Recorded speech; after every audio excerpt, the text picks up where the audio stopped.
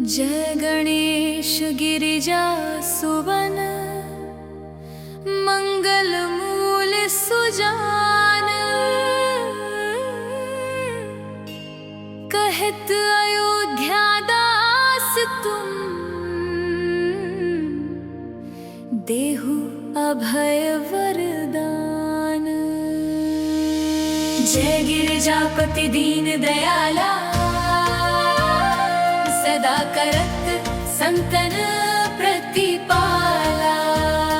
भाल चंद्रमा सोहत नीके, कानन कुंडल नाग फनीके। अंग गौर शिर गंग बहाए, मुंड माल तन छार लगाए। वस्त्र खाल बाघंबर सोहे, छवि को देखी नाग मुनि मोहे। मैना मातु की हवे दुलारी, बाम अंग सोहत छवि न्यारी। कर त्रिशूल सोहत छवि भारी, करत सदा शत्रु क्षयकारी। नंदी गणेश सोहे तह कैसे, सागर मध्य कमल हैं जैसे। कार्तिक श्याम और गणराऊ, या छवि को कही जात न काऊ। देवन जब ही जाय पुकारा, तब ही दुख प्रभु आप निवारा। किया उपद्रव तारक भारी, देवन सब मिली तुम ही जुहारी। तुरत षडानन आप पठायऊ, लव निमेष महामारी गिरायऊ।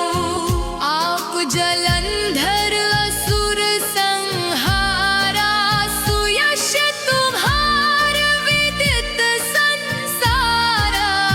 त्रिपुरासुर सन युद्ध मचाई, सब ही कृपा कर लीन बचाई। किया तब ही भागीरथ भारी, पूरब प्रतिज्ञा दासु पुरारी।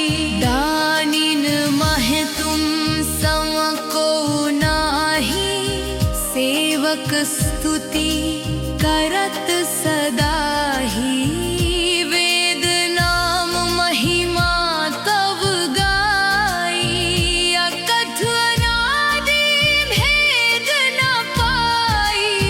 प्रकट उदधि मंथन में ज्वाला, जरे सुरासुर भये विहाला। कीन्हा दया तहे करी सहाई,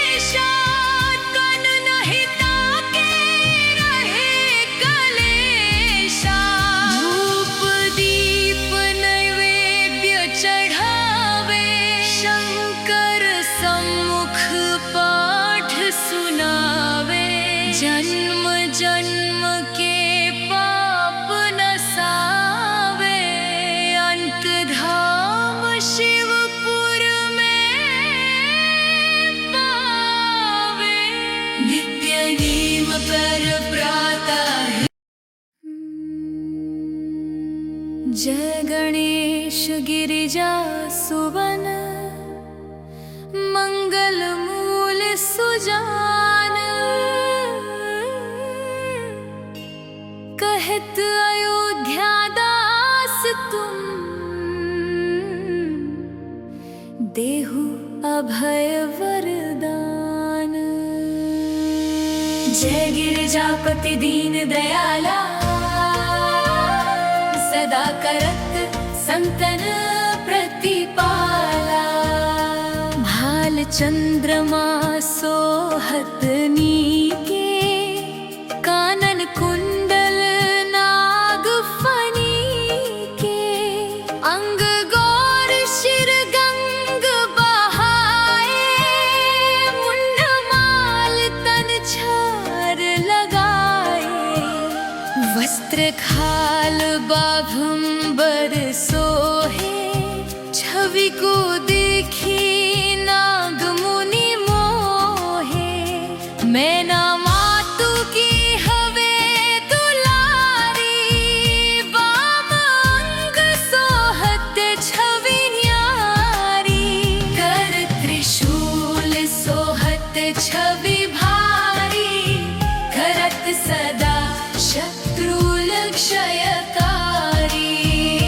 नंदी गणेश सोहे तह कैसे, सागर मध्य कमल हैं जैसे। कार्तिक श्याम